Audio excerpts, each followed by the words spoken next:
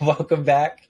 We are here today for our week 2 preview and a little bit of Thursday night review. We'll talk a little bit about our week 1, what we like, what we didn't like, what we're hoping on, and then we'll also talk a little bit at the end about what we thought were pretty fluky players that you might just want to be a little more cautious with than what media would tell you. Okay, so we'll start over with Ray tonight. So Ray, what was some things from week 1 that really were like, hey, that's awesome, good stuff? Awesome. How am I sounding, by the way? Am I You're quiet? good. Am I No, good? you're good. Okay. I lowered my sensitivity because I'm still sniffly. You're good. Awesome for week 1. Let me look. I have a list here, like I said. I'm not sure. There was a lot of disappointment, so it's hard to say what I We can was start with the super bad pleased first. with. No, we'll start with the good. Let me go look at my roster real quick. Okay. I can tell you. Week 1. Jeez, never mind. Oh, yeah, here we go. Week 1. Okay, so what I'll say is, it's so negative. I don't like being negative. Joe Mixon looked good. I don't think we definitely didn't. They hadn't played yet. So Joe Mixon, burnt me a lot last year, and I was hesitant to draft him again, but it looks like he's, returning to the season just fine. It doesn't seem like injuries or anything are preventing him from starting. So he played well. The rest of Cincy had a lot of issues, but yeah, I don't know. To be honest, this week kind of sucked. Yeah. Honestly, Mixon was the only like super positive part. Um, I'm trying to think. I can't think of anything. There was some great plays individually, but it was nothing spectacular, like amazing, outstanding. It was honestly a pretty frustrating first week of football. The morning games I enjoyed Yeah. a lot. There was a Yeah. lot of good going on, but I think it was just the teams were matched better. Jacksonville versus the Washingtons, I think is a good matchup. They're Sure. about equal, like success wise. So I like seeing that. I was really positive about the week as a whole in the morning that faded as the afternoon game started, Sure. but uh, I liked seeing Baker Mayfield lose. That's a plus. Also, I don't hate rooting for Jacoby Brissett, so that's a bonus. I know people are mad at Cleveland. That's not Eh. Brissett's fault. So I'll just I like I said when we were watching the game, I couldn't believe I was rooting for the Browns, but I can't stand Baker Mayfield. So to see him lose his revenge game was awesome. I enjoyed that. Sure. Yeah. Okay. All right. I can take it. Yeah. There's a couple of things there that I could talk forever about. I think Carolina as a whole just played very poorly. I'm not super sold that Mayfield is their sole issue. McCaffrey only played like 55% of the snaps, things like that. So they weren't quite in their full stride yet. But certainly the Cleveland game to me is really really an interesting take on that one because the kicker for Cleveland is Cade York, who's a third rounder out of LSU, and Hmm. I would never tell someone to draft a rookie kicker ever, right? And that dude crushed it. Crushed it with a 60-yarder to seal it. Didn't even phase him. It was good from like 66 out. It was right down the middle. Walks off the home with the field with a W. So I wouldn't grabbed him instead of Lutz. It really is just because he's from LSU. There's no way anyone could ever tell me this is the kicker that's going to pop off this week. But I No, just fuck it. At this that's why I point, I'm have just going to Bass. leave him in. Yeah, I'm It's just leaving it's him in. it's not about I think he's Yeah. gonna be amazing. That's my kicker, so I'm gonna have him. Yeah, that's all it is. Yeah, it's just watching a dude do well for it. So, but okay, sounds good, man. We'll get a little more into that. So Derek, what about yourself, man? I know you had a very, very strong week, opening weekend. A lot of players, like I think you had one player that was but everyone else slaughtered their projections. So it was a very, very, and actually, like Gil hadn't play, if Gil played anyone else, it really would have been a W for him. So it was like all around fantastic efforts. What did you like the most about it? Yeah, so I had a solid week. Almost put up about 190 points, Yeah, it was up there. but I was really impressed with Cordero Patterson's game. Especially with the Falcons, you'd expect Kyle Pitts to be the big hitter, Yeah, but Atlanta's run game pulled it off for once. 120 yards, one touchdown, 22 attempts, as well as three receptions and 16 yards, putting up almost 23 points from a an age running back, it's ridiculous. Yeah, like a- no, it was awesome. A second life for him, Yep. Yeah. basically. Even Jerry Jeudy, him and Sutton, kind of split the targets almost Mhm. evenly, but both of them put up solid points. With Jeudy putting up had 4 receptions, 7 targets, 102 yards, and 1 touchdown. I mean, Touchdowns what separates them. That's it. They all Yeah, played that- great. The touchdowns. It's a are the only coaching difference. thing too. There, It I is. think. I don't know if you guys watched that Yeah. game, but I was getting frustrated as a former I still cheer for the Broncos. I still root for them. Still a but sloppy game. It's like the coaching sloppy. decisions I saw in that. I was getting frustrated. As someone who grew up watching football with my grandfather, watching Denver specifically with my grandfather, who was a huge Broncos fan, Mhm. and I've seen that team go through changes, like coaching changes and QB changes, to see them have this opportunity to improve by Yeah. a league, and then that be pissed away by bad coaching was really frustrating. To lose to play a very calling poor was team. terrible. Yeah. having 2 fumbles on the goal line as well. That Yeah. I mean, Oh, that lost man. them the game. Ooh.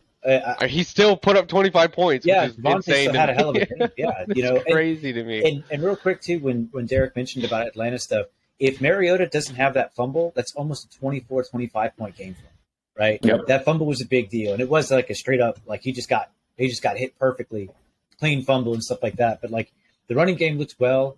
I don't know that I would stake a claim just yet to a pass catcher in Atlanta.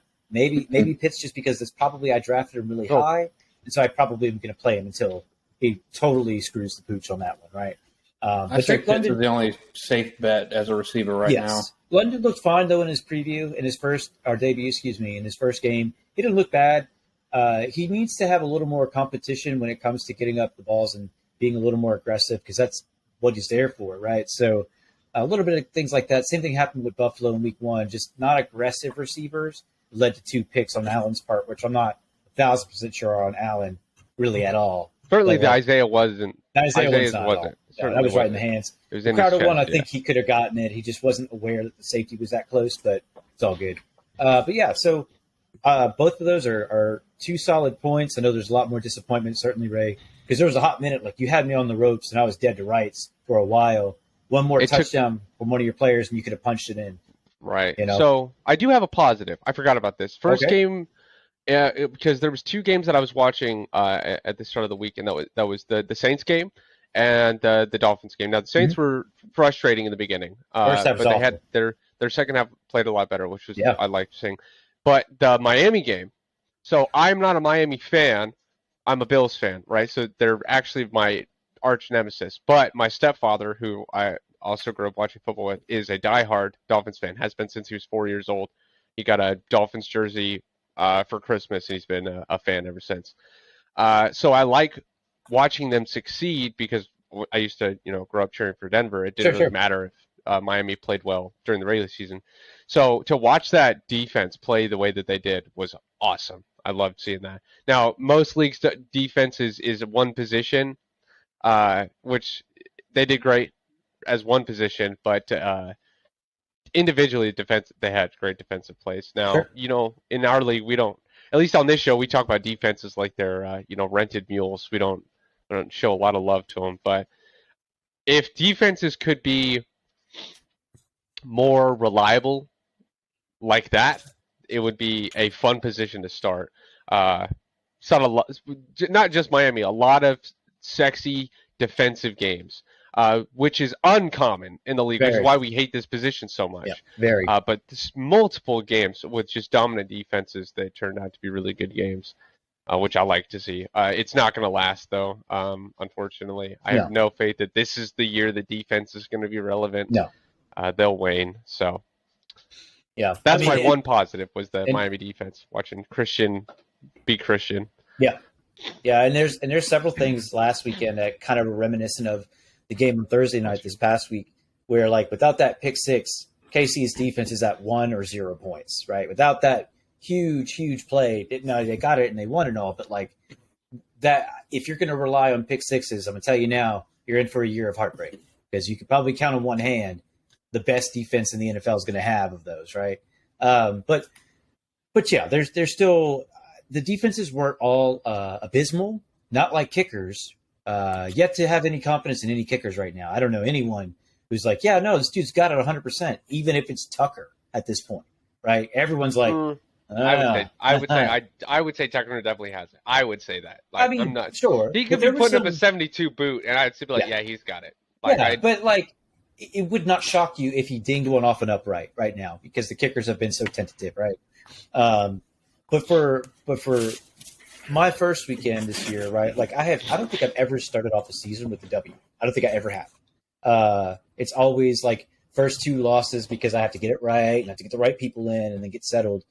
Jazzy Jeff needed 0 time to adjust fire. Zero time. I don't think Jeff ever does. No, Lucky, and Cousins was on point. Yeah, he wasn't overthrowing your boy. Yes, and throwing way too much to Thielen. If you look at those numbers, he knew.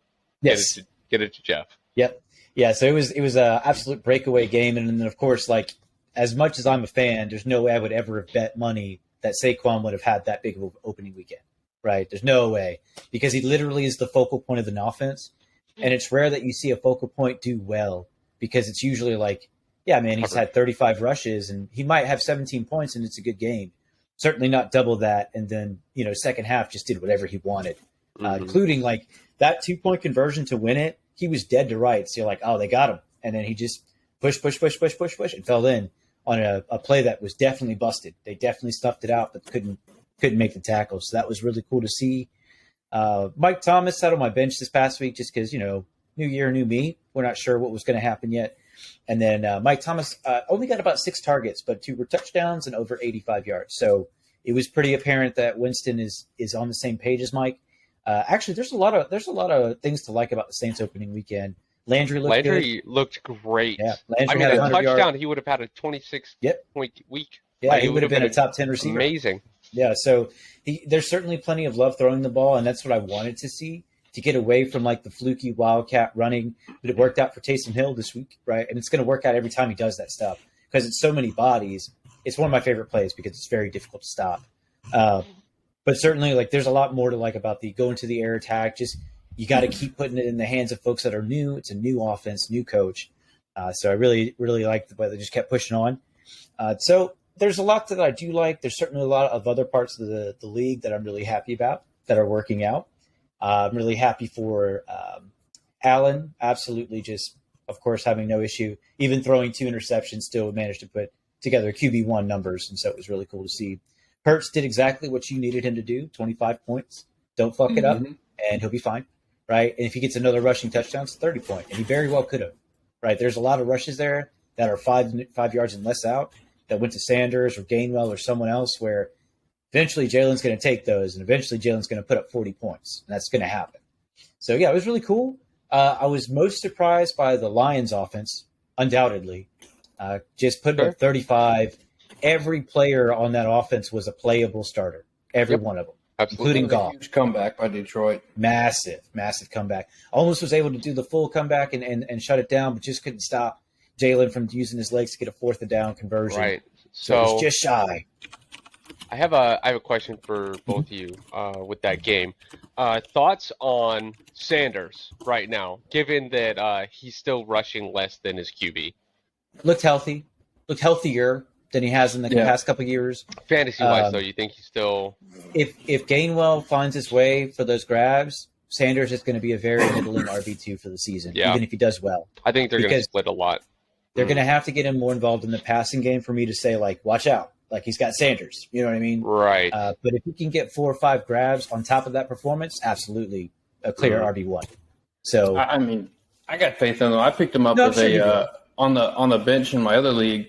He had 13 attempts, his first rushing touchdown in 2 or 3 years. Yeah, it was a while. Put up 96 rushing yards and had 2 receptions. I mean, that to me, that's a great RB2 right there. It's good. Like I said, he's playing for here on forward for me, right? Until another Sanders, his inevitable injury, right? Something like that, right? But I'm just going to play the hot hand. I think their offense did just fine. I think everyone's a little surprised at how bad the defense was for Philly, how bad they just weren't in position, weren't making the tackles, and were getting burned on receivers that, like, don't get me wrong, St. Brown's, he's a good receiver, but I'm not going to call Quentin Cephas a number one receiver, and I'm not going to call DJ Chark, who's definitely my player eligible for like fluke of the week, because like DJ has had this happen 100 times and then disappears for 4 games, right? But if it works out, great, because their first round rookie is going to be on ACL recovery until like week 5, I think. So DJ probably does just fine for the next couple of weeks if they play like that. So that was the other player I wanted to bring up. Yeah, we'll get there. I got you for sure. I would not expect two things. I wouldn't expect going forward. I wouldn't expect 50 passes from Matt Ryan ever again, and I wouldn't expect 55 attempts from Jared Goff ever again. That would not be recommended, right? What's that? Oh yeah, I know. Just so many throws and still just such a terrible average game for Matt Ryan. I don't think. How many points did they put up? 20. 30. Oh, you're talking about the Lions? 35. Yeah, the Lions game. 35. Yeah, so 35 that's a lot. It's good. It's a lot of points for the Lions. Yeah, and they were getting creamed at one point. So Swift got robbed of a definite goal line touch. That was definitely Swift's ball that they gave to Williams, which like I know that's another fluky one. Like him getting 2 touchdowns over DeAndre is not super common. So my money would still not be with Williams. It would definitely be with Swift, who certainly played very well, I think. Second half played extremely well. Second half, it's like, damn, this is the kind of dude that can win a league if he can stay healthy. But we'll see. You know what I mean? And then I think the last thing on the week that I thought went really well, I thought the Jaguars did well in their fantasy value stakeholders' eyes. There's 2 plays in particular. There's one where Etienne is literally completely uncovered in the end zone, and Lawrence just fucking air mails the shit out of that ball, like 30 yards over his head. All right, so that's an easy touchdown he misses. The second one's on Etienne. Second one, Etienne's doing a little side route. He's underneath at the 5-yard line. If he catches that, there's no way he doesn't score, and he drops the ball. So, like, it really is a little bit of both still. Even with that, Robinson looked great. I hesitate to say Robinson's an auto start just yet because that offense is really not built for a run and pound. It's really built like a college RPO shotgun style. So I don't know what they're going to do going forward, but I would be a little bit wary of that one. But it looks good, and then there's a lot of commanders I would have started, given the knowledge that they were going to throw 48 times. So that's a lot of throwing. It's a lot of throwing. Right. And given Carson Wentz's track record, knock it off.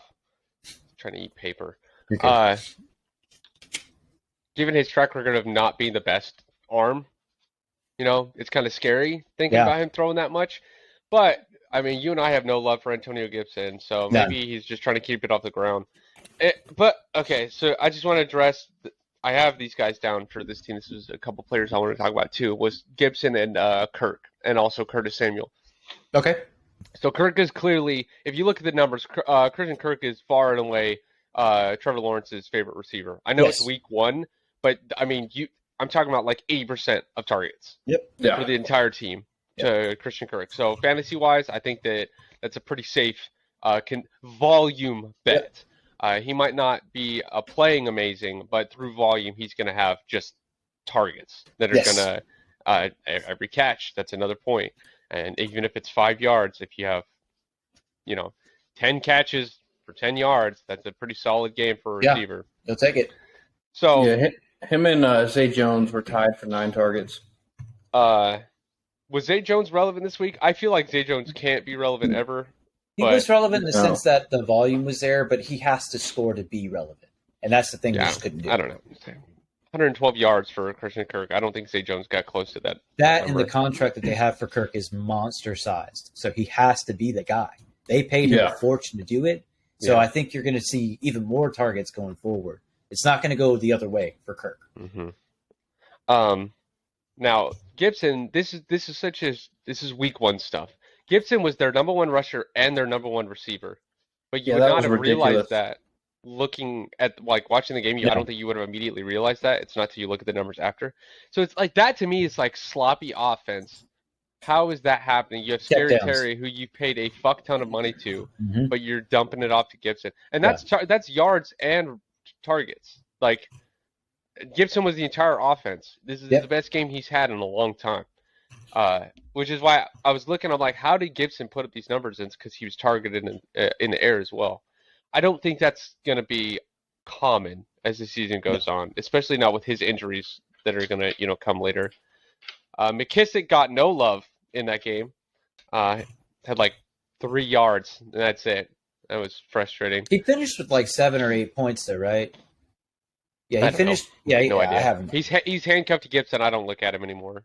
Yeah, I wouldn't either. Maybe in a 12-man league, I would consider. He walked out with 8 points, so it's not great. But Curtis Samuel, I think he's WR2 right now. He's the rookie. Yes. No, he's not a rookie. He's over from Carolina. He's in actually his 5th season, but Holy he spent shit. the last 2 years on IR, so he hasn't been on the field in a long time. Well, 5 years in the league and I've never heard of you. You might as well be a rookie. Yeah, he was in Carolina with Cam Newton. Of course, he wasn't relevant. So he seems to kind of have some Devo going on, which is very, very fast. I'm interested very in. fast. If you're playing on the ground and in the air, but you're a receiver, I like seeing that a little bit more than seeing Gibson getting targets. That's weird to me. But yeah, very Devo-esque. I would agree with that. Yeah. I think he's someone to watch. I think I picked him up on my bench. I dropped like Rondale Moore, some guys like that for him. That's probably the wisest. Yeah, I would to go into the players that I thought specifically did really well. I hesitate because this, to me, I feel like I've already been burned for 2 years on this, but I'm going to go ahead and do it. I think Clyde Edwards-Helaire has had now 2 weeks of like, okay, we could play him now. We could play him. Yeah. If he's going to stay a focal point for Mahomes to do drop, shallow cuts and stuff, so be it. I mean, if his receptions are going to be 5 or 6 receptions a game, it's a very playable running back. And if he falls into the end zone, he's a very good running back, right? So I really like the way that they're basically admitting, hey, look, we don't have Tyreek Hill anymore. We got this running back here. We've got some really speedy receivers that don't have as like rock solid hands as we would want them to, but we're going to make it work. And for the most part, they have. And so that's obviously been something I've really enjoyed seeing. Yeah. I'm not sure what the trigger was. I don't either. Might be right with Hill. I don't know. And it seems like you've had this talent on your bench. This is the 3rd season, man. And why are you just now realizing how good this dude is, and you've been paying him all this money? I don't know. It's just strange. And it's a contract year and everything, so like it's a big time year for Clyde Edwards-Helaire. So it's going to continue. Yeah. And then I think too that while we certainly weren't shocked by it, I was really happy to see Jeudy do well because it's a guy that lost all of his season or a huge chunk of it last year, but to see like that speed is still there and that athletically strong receiver that like at first glance you're like, yeah, it's a receiver, but he's like 6 inches taller than most corners. He's taller than you think, and that speed stays with him, and that's why like we watched him at Alabama do it for 4 years. No one could cover him. Couldn't cover him.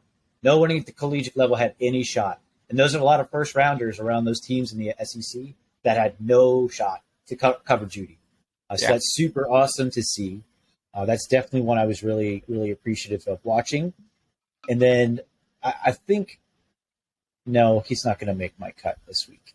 But the last one I'll say is from the quarterback room. Lamar had a very average first half. And then exploded in the second half. Against the Jets. Yeah, but like you guys will be the first to admit that there are certainly times when your team, like for example, the biggest bum that I have this week is that Pittman had Jacksonville. He was going to go fucking ham, right? And just couldn't suit up this weekend. So that's a huge loss for me this week. But like he very well could have gone for 8 points. Was he though? What? Indy's got real bad track record against Jacksonville. They have a bad track record as far as like defensive and scoring, but like their numbers as far if you're specifically talking about the Wentz game last year, no one did well. None of them did. But the first time they played him in the season, when they lost to him actually like week 2 or 3, a lot of players had like 40 points because it was just an absolute shootout. Pittman didn't though. No. Didn't start popping up until the end of last season. He was still middling, right? He was still battling for that top spot. With T.Y. was still there, kind of, sort of. But he was injured a lot too, so it was really gross. But yeah, so those are the 3 that I certainly would highlight and keep an eye on. It might even turn into a potential like once Russell Wilson and them get gelled, it's going to be a tough offense, man. It's a very good running back room. The tight end room is deep, but not crazy talented just yet. But the receivers are that's a killer 1-2 punch. I don't know, like that's Higgins Button and and Chase Judy. level Yeah, 1-2 punch. I agree. It's awesome. I would say that you were wrong about your statement concerning Denver's Okawinabom. I don't know if you, again, I don't know how much of the game you saw, but In he what was way? getting dimed up pretty consistently Yeah. by Russell. I mean, he put up a fair amount of points. So, He I said walked that, away with 9 points, which he's a tight which is end, fine, but it's tight end. which is all you It's need. fine. Yeah. So I'm glad that for him that it seems like their play calling is still involving tight ends. They just need Yes. to figure out the rest of their shit. Yes. Whereas, like on the Seahawks side, don't you fucking dare play a Seahawks tight end, because there's 3 of them, all of which are decent. And fans out there now, but he isn't the next play. So it's one of those things where, like, I don't know, man. Like, that's going to be a dart throw for me. Gino did fine. Fan had a lot of targets last week, and that He was did. actually very surprising. Fant is a Would good you- tight end. Would you watch him, keep an eye on, see if Gino can dial it into him, or is he No, not 'cause playable he's a- until Gino's gone? No, it has nothing to do with playability. It's because he's a tight end. And I just don't give a fuck about Yeah. the tight end position. Yeah. Yeah. If Taysom or whoever I have isn't working out, I'll go look for a new one. I'm not super concerned with it, really at all. If Now- Kamara's out, Taysom becomes a huge factor. Of course. Yeah. Massive. But watching football, like just for as a fan's perspective, Mhm. I like seeing Fant do well because he played at Denver. Gino played well. Fantasy wise, their players really weren't relevant. Like they weren't something you would want on your team. No. I Not think Penny, Not Metcalf had what 18 high. I don't really remember exactly what he finished with, but it was lower Oh no, than what you no, would he think. finished shy of 15. Give me one Yeah, second. I thought it was lower than 18. Yeah, it was low. Much lower than you 'cause think. I'm pulling They it up. didn't play well. Seattle did not play well. Denver He finished just with played 8. worse. 8? 7 targets, 7 receptions, 36 yards. But I think he had a fumble, if I'm not mistaken. Yeah, he had a Right. fumble. So still, So, uh, but the targets. Denver just played worse. Denver Yes. gave them a free 100 yards in Goal line. penalties. Goal You line gave them an efficiency. entire drive for free. Fucking garbage. It's bad. That's bad football. And the coaching was definitely coaching caused. They got outcoached by, ironically, Russell's Carroll. least favorite coach. Yeah, like how are you going to leave a coach just to go to a worse coach? That's tough. Russell needs to grab his balls and find some intestinal fortitude to tell his coach For sure. to stop being a dumbass. Yeah, So- because so- none of them look great. Rashad was being underutilized. They kept they just were running dumb plays with all their On that players. note, that's the only reason why I think right now that if you're a Kenneth Walker holder, just sit tight. Just sit tight. Because the RB room is still not very decided. I know Penny's out there the most. I know Penny's the RB1. I hear you. But it's going to come down to that team of like who produces. And it won't matter if that person is an RB1 or Walker isn't. Whoever ends up being productive is the one that's going to play there. So sit tight on Walker. Don't do anything too crazy yet. This will be his first game back. So he's probably a little deconditioned as he had a hernia and needed some repair. So it took him about 4 weeks, 5 weeks to repair. So you won't see 30 touches. Don't be fucking crazy with it. But Wow. just I mean, sit there's tight. a lot of starters that don't get 30 touches just because Right. we're passing more. Our Even running backs 15, I think, would be probably stretching it. little bit. Probably, but I agree with you. Hold on to Walker, or at least just hold off cutting him entirely. Maybe Yes. probably don't start him. I would say, but I don't think it's so much of a competition as it is an issue of their design is bad. Because Yes. Rashad had a majority of snaps and plenty of carries. They were just poorly designed routes, and their line did not help him at all. Also, he had like a 20, 30-yard cut get called back on a penalty. Mhm. So, mistakes like that are going to hurt your fantasy value, and there's nothing you can do about it. Like, there's no way to plan around Nope. penalties taking 3 whole points away from your running back. So you're going to have to wait until whatever's going on with their play calling, gets buffed out.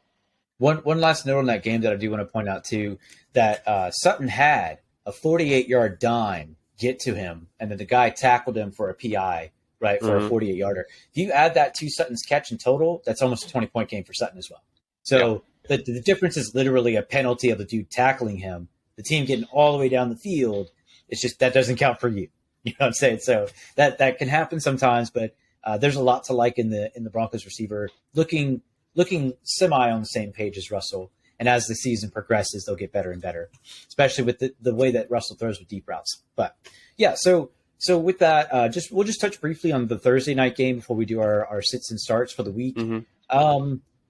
Not super sexy, not super exciting. I mean, I know if you're a Herbert owner, you certainly are concerned now.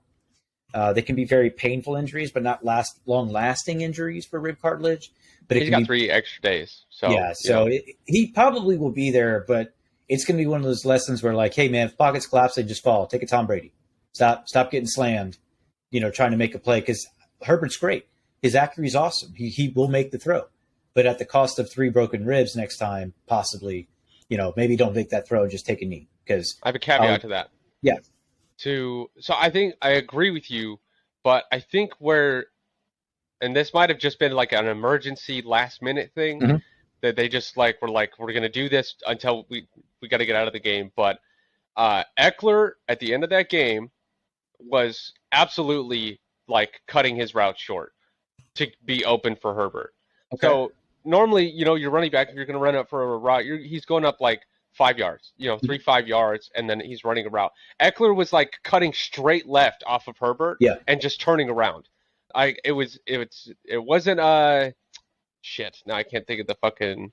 It wasn't a screen. It wasn't a designed play. It's just we're running a route. Also, Eckler, you need to be available right there, and so that Herbert can get rid of it immediately. Safety valve. If there's no progression in the routes, Eckler was there as a safety so that the ball could be far and away from Herbert long before the defenders got to him. Because I watched him like 5 plays in a row, run a yard, just 1 yard away, turn around and grab it, and then go for like a gain of a half a yard. Because his only concern was making sure that Herbert had a way out. Those late game receptions turned Eckler into a very promising showing. It went from like 13 points to 19 points. And it's like, okay, hey, all right, there we go. That's what we get Eckler for. Yeah, so, I mean. That could be a continuing thing. I don't like that. It will be. But certainly something, probably not to that degree. I think they'll put a little bit more design behind it because he was literally just like, oh, let me just step away from you and you can dump it off. Yeah. It wasn't. He wasn't even run in mid route. He was stopping and turning around. Like, look for me and then give me the ball. Like, it was. I think Allen rushed. being out had a big deal to do with that, though. I think if you're going to see Keenan Allen out, that rookie receivers, although promising, make mistakes and they're in the wrong positions. And there's 3 or 4 plays last night where I was like, Palmer's way off the mark. Palmer's like 12 yards off the mark, right? And that's an understanding of the offense, and that just takes time. But if like Allen's out like that, oh man, there is nothing that's going to stop me from starting anyone like Eckler or Mike Williams, because Mike Williams had a huge game, and it really was like, I'm just going to throw it. There was good coverage on Mike several times, and he made a play. But it really is like, hey, see what's up. That's all it was. I think it was Carter or Palmer. It was one of the rookies, and it was so the play Herbert goes okay. So the first down's available. He could have run. He was going to run up and he could have run up to get it. You see him move forward a little bit. Someone yells in his ear to fuck off. Don't even think about it. You're going to get hit, and he throws it out of bounds. Right. The next play, I believe, I don't remember if it was the 4th down or not, but pressure's coming in, and you just see him just nukes it, just a dime straight to the receiver. Yes. Well under coverage. Like the defender was here, the guy was here. There was no space, and he still got it to him. Still got it in. Yeah. Yeah, it reminded me of... That's Herbert, not the receiver. Yes. So if that receiver gets to a better position, that play unfolds a lot better for him. Do you remember when we were watching the Raiders and the Chargers last weekend, and Carr dropped a perfect throw to Waller, double coverage, right over their helmets. His hands didn't have to move at all. That's the level of accuracy that Herbert and Carr are operating at. It's a very tough division. These guys can play very, very well. Yeah. Right? So I think we are kind of counting them out because we've just seen super fucking average defense all over that Kansas conference. City game, you should not be counting either of those teams out. Now, I would say you shouldn't even be counting Denver out because that's like No, I wouldn't. No, the talent is there. It's an administrative issue that is going to I might bring count them back into the Arizona out because they looked awful. Terrible. I was looking. Call of Duty double receivers. XP weekend. Free XP weekend. That's XP weekend. funny. That's so accurate because Juju all the Juju like knobschlobbers were like, see, he's finally going to do it. And it was like, no, dude, he was playing against nobody. He was playing against like a sophomore high school team. Yes. They have no receivers in Arizona. He's so bad. And Murray clearly is not watching tapes. Because I mean, you can watch an analysis of his game. It's like he's not looking where the plays are. At all. You're watching designed routes run, and then he's looking over here where it's supposed to be a screen of some type. And like, you're looking at the wrong fucking part of the field. You're supposed to be an elite quarterback. So with that, Derek, let me ask you this, because I know you sent in a message about it. Dortch, would you play him? Because Rondell's out. Yeah. The receiver for Arizona, who had like 10 targets, but he's a rookie. And Zach Ertz is fully healthy now, right? So that's like, even if Kittle was good to go, I was probably going to play Ertz anyway, because he's one of the starts of the week for me, because he's like the only elite receiver out there, even as veteran as he is. Because, like, who are you going to throw to? Any Arizona receiver, unless D-Hop comes back. I agree. The only fantasy value on that team would probably either be Ertz or Connor. Yeah, Connor. Connor was still rough. Connor was rough, and his backup Eno did pretty decent for a backup. Okay, they're not startable. I've said this before about Connor. Connor is not a bell cow. No. His what's it called?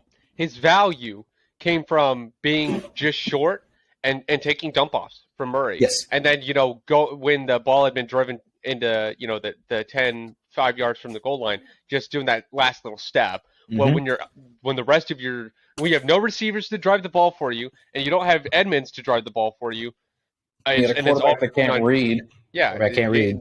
James Conner. James Conner is not the guy he's not Derrick Henry. He's not going to carry that team out of the backfield. It's just not going to happen. Yeah. So it's fantasy value win. So straight down. So with that, right? So Dortch was one of the top ads just because that's just the guy Kyler found the most. I would never advise you to play him. And I could be dead ass wrong, and he can end up with 30 points. But he won't when Rondell's back. And he certainly won't once Big Dog comes back, DeAndre. Back. Yeah, once he comes back, it's going to be a different offense altogether, too. If you're an Arizona fan, 6 weeks is going to feel like a lifetime. Yeah, this is going to feel like a nightmare. It's going to be rough, man. So with that, Derek, go ahead and give me we'll move into our you can tell how impressed we were Thursday night. We barely touched on it. Was not. I mean, if you're a Mike Williams owner, awesome. But you also know you got your one game out of 8. the year. Yeah. Yeah. You could have gone for 6. I've heard people I have a buddy in my buy-in league who he's like, I knew he was going to play well this week. I was like, you didn't. You can't know. It's impossible. Derek, you said you sat him in your other league, yeah? I did. I sat him for. I also sat him. Brown. I mean, because if Keenan Allen's playing, the dude put up 3 points in week 1. He's just not. He's a WR3 on the Chargers roster. So let me ask you this: if Allen's out, is he an auto start? He might be. It looks like he kind of proved himself, especially with the one-handed touchdown catch. Pretty dope. He might have cemented himself as a WR2, maybe even a flex player, especially if Allen's out. But if Allen comes trying back, not to play him if you don't have to? I'm not going to play him if I don't have to. Of course. He's not going to get targets like that. No, it's just not. That's not going to be consistent. That's a rivalry game. It's the only reason he got that value. Yep. All right. Yeah. So we're going to go into our sits and starts for the week. Whoever y'all two wants to go first is fine. So we'll start with the starts of the week, guys that you think are in a very good position. Doesn't have to be big names, but it can be. But if there is someone that you think isn't, had a rough week last one or had an okay game, who's someone you guys think could go off this weekend? Yeah, week 2's tough. Still tough. I need to look at the week actually before I. I'm going to start it off with one that I think is a total wishbone. It's not concrete at all. But I was watching him on his routes, and I was watching him. He made some amazing grabs, and that's Hayden Hurst, the tight end for the Cincinnati Bengals. He made 2 one-handed grabs that were not tight end-esque at all. That is a dude that just knows how to catch the football, and they were nasty, and they were awesome. And he finished the first week with 12 points. If he falls in the end zone, that's a very, very playable tight end. And in fact, he was one of the top added ones because, Joe Burrow is his quarterback. My hesitation with him would be that game is really weird in that Joe had to throw 60 times by the time the game came down to the wire. You probably won't see 7 targets for a tight end in a Bengals offense, but you might. And that's something that I'm calling them a start of the week because I think that the Cowboys are going to – their safety position is the weakest on that defense. And I think there's going to be a lot of safety valves because Joe got hit a lot in week 1. And I think the passes are going to be smaller and quicker. So I like Hayden Hurst as a start of the week for tight end. I'm going to take one, maybe not a start of week 2, but I think this is a guy you really need to look for. And it's going to be a shocker, but I'm going to go with O.J. Howard.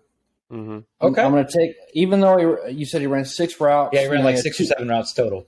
2 targets for 38 yards. I think he was trying to earn himself a spot on the team week 1 anyways. Yeah. Leaving Tampa, getting cut by Buffalo. The only other decent receiver for Houston is Brandon Cooks. Yep. So if O.J. Howard can go out every week and just continually be an open target, it's so funny. It's so funny you target him because he looked identical to Dawson Knox to me that week. Yes, I agree. He looked identical he looked to Dawson. So good. It looked so. They looked like they've been playing together for a while. Yeah, it didn't make sense. Those his touchdowns were clean. Yeah. Derek, you've always been pretty relatively supportive of Mills. You don't really give him a lot of shit. Mills. So I think what's your confidence behind that? So he's white. No, not at all. So he only played half the season last year. Yes. So if you take his stats comparatively to say Trevor Lawrence, Mac Jones, any rookie quarterback that played last year, and you compare the stats based off the amount of games they played, Davis Mills was the best performing rookie quarterback last year, and he plays for a team that has one weapon, Brandon Cooks, on an O-line. They got a white running back who put up, 13 points last week? Mm-hmm. Yeah, exactly. So they're only projected to win 3 games. So this guy has a ceiling that can be shattered by winning more than 3 games. I think, and you know what? You called it last year. Last year you played him in the last one of the last weeks of the season, and he went for 28 points, and that's with 2 picks. But he had 400 yards and 4 touchdowns. The 2 picks late in the game just brought it under 30, but it was a lights-out performance. I mean, I've seen Mills dialed in, and he just took a good Indy defense to town last week. It was not a blowout, and it was not a very good game for either. He's not an interception-throwing quarterback. No. It's very rare for him to throw picks. He's like Rodgers. Yeah, so it may result in a couple more sacks or a little bit more like where receivers are a little more inconsistent. But you take it because turnovers can crush your week, right? So it'll bounce. Starting is I think okay. I'm in 5 leagues. I have terrible quarterbacks in a couple of those, right? I think I have Mariota in 1, Winston 1. Mills is definitely startable over a dude like Tua. Yep. Yes. Even regardless of the fact that Tua has 10 times as many weapons as Mills. And I'm saying this as a dude who talked shit about Mills in the before the season started. I was like, him and Tyrod Taylor are interchangeable in my eyes. And probably still accurate somewhat for his rookie season, probably. I say but not now. No. I say certainly not after that first game. He played really well. Really well. Their defense, leaves a lot to be desired because. I say he fills in the shoes Watson left, when Houston was a good team. Now they got a chance at, building something. Yeah, long time now where it's and I like Lovie Smith a lot as a head coach. I know he did very game manager style in Chicago for years, didn't really win anything important. Made a Super Bowl appearance and then got stomped, right? So it's kind of whatever. He's a good coach. It'll buff. Ray, who do you got for your start of the week? Start of the week, huh? Doesn't have to be one player. It can be anyone that you have an eye on that you think that hey, now watch out. It's tough to say with these matchups this week. Now, in general, there are players that I think that, Brock said, that I would keep an eye on. But I think that with New York playing Carolina, whose defense and their secondary just isn't that terrifying, which is weird considering last year they had a really dominant defense for the first 6 games. When they went 6-0. I think Shepard is an interesting start. Now, maybe not necessarily in your WR1, WR2, but certainly as a flex. As in someone filling in for a Michael Pittman who's on my bench right now? Yes. Yeah. Yes, very playable. Danny Dimes. First of all, Danny Dimes played really well last week. Efficient until that one pick, right? That one pick was a very bad throw late in the game. It didn't end up costing them, but they had a chance to seal it earlier on Tennessee. But yeah. Yeah, No, I mean, he looked really cool. I love Danny Dimes is like the meme lord of our friend group. Like none of us really hate him, but we all know he's not like it's an elite quarterback. He's still reliable though. But what's crazy is like I know we all talk all the time about how sometimes some stats are really irrelevant and some metrics are really irrelevant. Well, one of the things that's like it's irrelevant because he doesn't have a great eye for it, but still relevant, is his 40-yard dash is actually very decent. Like that is a fast individual. It just requires a very large lane. Are you talking That's about the issue? Danny Dimes or Shepard? Okay. Danny Dimes. So I think if Danny can become a little more mobile in Dable's system, I think Shepard becomes a huge asset. Yeah, I don't care if there's only one receiver. He's clearly their number one receiver. Clearly is. Galladay has been insignificant on that team the entire time that I've been playing fantasy football. The rookie Wandale Jones, who I watched at Kentucky last year, do all kinds of like a kind of a jackknife player, super fast, can catch. It's kind of a Taysom Hill player. That's what he reminds me of. The Giants have him as a receiver right now, and that's one that like potentially could probably step into the roles. I'm a little concerned at the complete lack of Kadarius Toney in their offense, and I think that's going to cost them more games and win them. Don't agree with you. I think that Toney's had issues in the past, and they're rectifying those issues. We'll see. Seems like he's injury prone. Yeah, a little bit of injuries have crept up already. Week 1, he's got a hamstring already. He had like 8 routes, something that was like insignificant for a receiver, right? So 2 points. So are you going with Shepard as your start, or are you going with Danny Dimes as your start? Shepard. I'm not starting Danny Dimes, and that's no hate towards Danny. It's just there's just always a better quarterback. Yeah, there's just he doesn't. It's not a lot of sexy plays coming out of it. They're not a particularly high-scoring team. No. I like Danny Dimes. He's not a high-level playing quarterback, though. So Shepard is my start. I don't think that's a sleeper. I don't think people would call him that. I don't think it's even a hot take. I'm saying I don't think it is. I think if I tell you start this team's WR1, that's not a hot take, and he's clearly their WR1. But the depth chart would argue with you. Now we've watched the game enough to know, and that's one of those irrelevant stats, right? Where it's like, yeah, I don't care. He looked good. He looked healthy. He was on the field for 97% of the offense. So yeah, that's a player that I want. Obviously has the most chance to do something on that offense. It's funny you bring that up because like there's always all kinds of crazy computers and metrics computing like who's going to have the best game. And funny enough, Danny Dimes is projected 25 plus points this weekend. Mm-hmm. Because they're going to calm down against a team that's really not super sharp right now on defense. Now, if he rushes for a touchdown, if he rushes for a touchdown, he's definitely possible to do that. It's also got to improve. Do you remember Allen's rookie season where he had games where he had lights out, he ran well, saw the ball well, then some games where he did not? To me, I feel like that's kind of Danny Dimes' year this year with his first year with Dable, where there will be some games where he looks fantastic and the system's working, and in some games where it's overly complicated, and instead of just running the fucking football, they're doing a triple screen, downfield stretch, all this, you know what I mean? I think the simplified offense is going to have to come by hard lessons, but I think it is coming for them.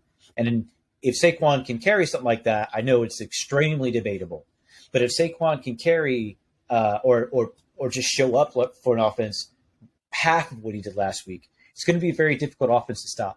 Because you have to commit more than you think to stop Saquon, and that's how Shepard's open, and that's how Dale's open, and how they're not great receivers, so they maybe don't make the grab. But there was a beautiful dime from old Danny Dimes last week where he just hit Shepard on a fly, hit him in stride, and had a 65-yard touchdown. Right, that's what Saquon can bring back to this offense and make it difficult to mess with. But I don't want to run out of time, so let's do our Luke. Sits of the week. We'll do our sits of the week and then our flips of the week. Yeah. Okay. So sits of the week. I don't have any hesitation. It's Carson Wentz. It's Carson Wentz. Yeah, I agree. And I agree with that. And it's because I have watched him for 5 years now do this, and I watched him in Indy do it.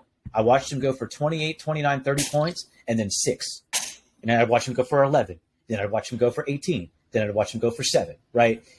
You need to chill out real quick on Wentz's system.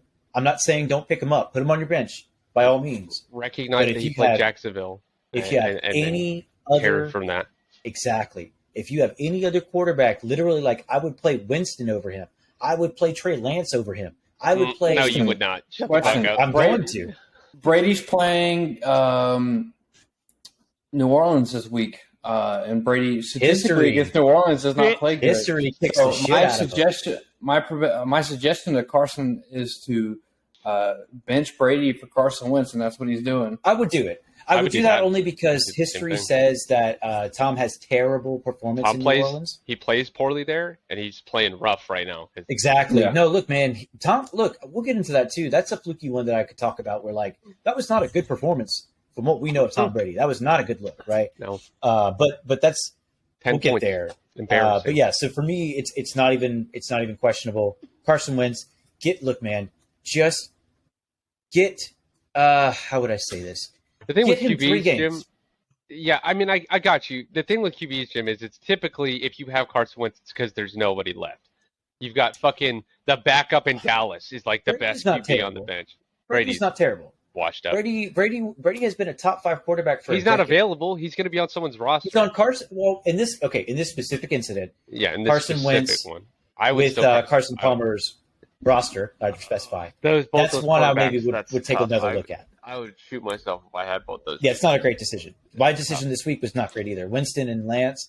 I'm actually probably going to put Winston back in because it's kind of interchangeable right now. But like Winston looks better throwing, certainly. Yeah, Winston's more of a safe bet than Lance is right now with having one start. So Bad start. that's my sit of the week. What do you got, Derek? I'm going to go with Hunter Renfro. 100%. Mainly because, I'd say he's not that great of a receiver in the Shut the first place. I think he's Fuck. good. What a That's not why I stupid agree. statement. The majority of the looks He's in not Vegas that are good. going to Adams. They're Devontae's going a to huge Waller, factor now. and Josh Jacobs is running the ball. Even Jacobs RB2 is getting the ball a lot behind him. Hunter Renfro is just not getting targeted enough to put up enough points. And what did he get? 3 or 5 points last week? I don't remember. Yeah. I think it was Not more good. than that. Now the Raiders had no. a shit game altogether. Clarify But- that he did not Yeah, play poorly. 5.1. They He played. doesn't get poorly. targeted. You can't only throw to Devontae Adams. I mean, even though like he did. it seemed like He they did. were, And it worked and they for him. lost, didn't they? That's He right. did, but It from a didn't fantasy work for point, them. Adams had a fucking game. Yeah, sure, Phenomenal. sure. That you could do both. Yes, Like you both can. are easily. Both would play better if you weren't only targeting one Yes. of them. Yes, And that was proven last year with Zay Jones and Hunter Renfro. When he It's the was same only with, targeting one of them, they struggled. it's the same with Cup and Robinson. You have to involve both if you want to win. You have Yeah. to. So yeah, no. I the reason I say that this week too, Derek, He is should be because sat. I want to clarify that. I do agree with that. he should be sat. So actually, Ray, why don't you quantify why he should be sat first? So okay, I just want to refute. He is a good receiver. I don't know why Yes. Brock.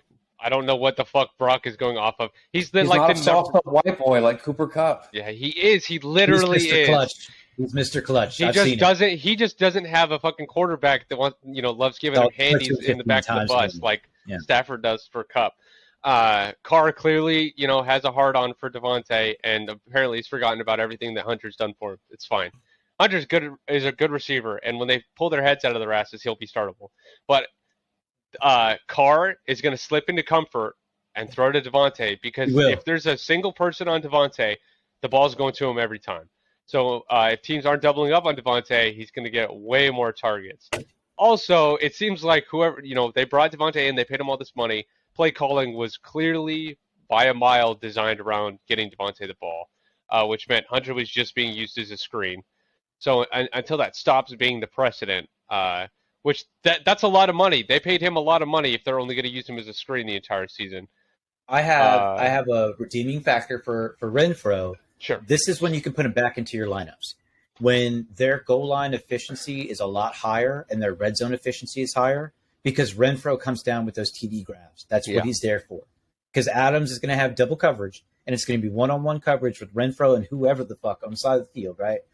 In that red zone, that's where Hunter makes his money. So when that gets figured out and Devontae is not the only target in the red zone and Waller isn't the only target, and then I'm telling you too, the biggest problem with the run game in Vegas is the fact that they're not using Renfro, because the play action in no way is designed for Renfro. Once Jacobs has a little bit of a game going, Renfro's going to have a day because they always forget him, because you've got Devontae Adams and Waller running down the field, and you should forget him. But you're going to cover him with a safety that's going to lose that battle every time. I've seen Renfro beat the best safeties in the NFL, right? So it's going to take a minute, but I think their play calling is not where you want it. Yeah, it's that their one game of the week that we've seen. Yes, both which was the a Chargers. tough opponent. It's a tough opponent. Well, the Chargers also played bad. It was bad play. That too. It was not Yeah. good football. I'm no part of. Devontae put up points, Yeah. but the game was bad. Nobody played well. For Who won that? Was it the Raiders or Chargers? The Chargers barely won. Chargers. Barely won. Yeah. Okay. Yeah. So, who kidding. is your sit? Did you give a sit of the week, Ray? No, but I do have Go one, for and it is the entire offense of Pittsburgh. Do not start anyone on that offense this week. And I'm not kidding. I know if Agreed. Brian was here, he would throw a fit about it, but they are playing. No, as New a Pitt England- fan, I wouldn't. New do it. England, his defense is still strong. That didn't stop being a thing. Tua is a bad quarterback. I think Mitch Trubisky is as bad, if not worse. His receivers certainly aren't on the caliber of Waddle and Hill. And New England was still putting pressure on those guys. So I would say no. I have Deontay in right now. He's going to be coming off after the episode. I'll be modifying. Yeah, I was actually going to talk to you about that one, just because, like, you know, I know I give that dude a lot of shit for Deontay Johnson. It's just because I get frustrated because as a Pitt he fan, can be the top 5 receiver in the league. He can be. But, like, the drops are such a huge factor because it gets in his head. And it gets into the play calling where they're like, no, I'm not throwing to the retard who can't catch the fucking ball. Right? For sure. Like, that's, even that's though what he happens. is their best hands. on the He is their field. best. They're like the foundational shit's not there. And it's so frustrating to watch because it's like, dude, you could legit be a top 3, top 5 receiver every year, regardless of who your quarterback is. Truly. If you would just find that rhythm and find that place to just, even if you have to catch it and fall down, I would prefer that than you not catching it at all and getting a bobbling touchdown. and dropping, or You know what I'm saying? So if he catches his 4 drops he had last week, 3, one was kind of not on him. 3 drops, add the points and the yardage from that, and he had a very decent showing. It's almost 20 points, right? But he finishes, what 14.5, 14? Something like that? 12-ish. 12.5? I think. Okay. So, but not just him, Claypool, Najee, all of them. Yeah, no, They're Najee had gonna a have rough game week. too. It is Had a going rough to be a game. rough week for Pittsburgh. Yes, it will. Pittsburgh's defense was the only reason that they won last week. And now and it's absent if they- one of their all-stars. If they win against, is TJ going to be out this week Yeah, he's out. against New 6 England? weeks at least. That's going to be the entire week is going to be rough for Pittsburgh. I will say, look out for George Pickens. He is going to be It's going to have to. WR1. It's going to have to, man. Pittsburgh. Like, if Pittsburgh What wants happened to do last something. week? Did he not play? I know he He, played. The whole he had offense was like garbage. 3 or 4 targets. He had 3 He targets, really 1 didn't get catch targets for a much. yard. That's it. It was rough. But that's why he's sitting on my roster. I will hold on to him until like 5-6 games in. But at some point, Derek, I think you're dead ass right. At some point, you're just going to say, hey, man, he's got 1-on-1. He's also 6'4". Just throw it. I don't care. Yeah. Just Yeah, throw it. and if you press him, he's going to put you on your ass. He's going to take you down, right? So that's something that I'm hoping starts to come alive for them. So, and then real quick before we bounce, want to do you guys is flukes of the week from week 1, right? Players that you saw that you're like, no fucking way. That'll never happen again. That'll never happen again. I'll start this off. Listen, defenses from week 1, stop your shit because you're fucking up the perspective that you're reliable and you're not, right? Yes. So I had like 27 points, 21 points. I'm like, Carson, that will never happen another game this year. Stop looking at defenses to make significant roster There moves. are teams that didn't score that many points the entire season. The whole season. Yeah. So truly, please stop just jumping off the deep end and grabbing defenses. Oh, they're playing Jacksonville. That doesn't matter. Sometimes they just have a bad game. You can't predict it. Lean into a team you like. Take them or leave them, but don't stress and trade. Don't ever fucking trade for a defense. That would be absurd. So that's my piece on that one for chokes of the or flukes of the week. Excuse me. Who you got, Derek? Devontae Smith putting up Yes. 0 points with what do you have? 4 targets, not catching a single one. Massive. I mean, massive. Yeah. There's no way that's going to happen It again. makes him look like he's a fucking non-starter. Like he does. doesn't even play for Philly. Does. And like not like a Heisman winner, the number 1 overall dude. Like the guy has plenty of talent. in a two receiver set, if you have AJ Brown and Devontae Smith, you should be rolling. You should be crushing the competition because you're playing a run set with two receivers that are excellent. No, I wholeheartedly agree. Derek, who you got? I mean, no, I'm sorry, Derek, you already said that. Ray, who do you got? Robbie Anderson. That Robbie fucking piece of shit. Anderson, motherfucker. Absolutely. I don't think anyone does. I haven't seen it get picked up. I don't You ready? think anyone does. Brian sent a trade for Robbie Anderson, and he was going to give away. Give me a second. Who Ray, you're gonna has lose your Robbie mind. Anderson? Why does I think anyone Gil have does. Robbie Anderson? What the? Gil has him because of Landeros from years ago. Landeros turned him on to him, and even though he was not good then, Brian Robbie was going to sucks. send him. Oh, he was That- going to send him Marquise Brown. Listen, That touchdown that he got Listen. was like literally the definition of a fluke. It shouldn't Yes. have happened. It's Yes. not going to happen again. don't do it. Don't do it. It's literally the highest risk of a throw ball, 50-plus yard throw over the top of the safety. Yeah, it was a Hail Maybe- Mary. Maybe That's not how you 9 to design your fantasy 11% team. of throws all year long will be completed at that rate. Yeah. That is the biggest gamble you could possibly make. I can't Mhm. think of a bigger one. Yep.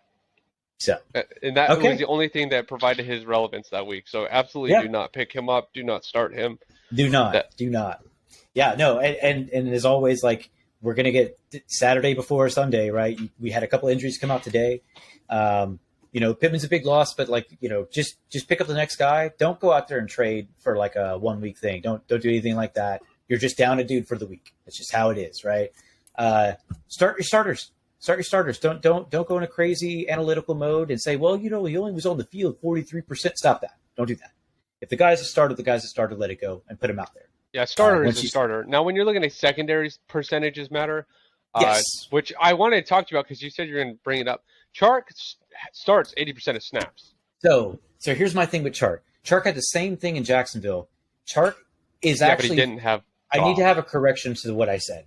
It's not that he's a bad player. It's the opportunities that he had, right? So one, if you're going to bet on Jared Goff throwing 55 times a game, don't do that.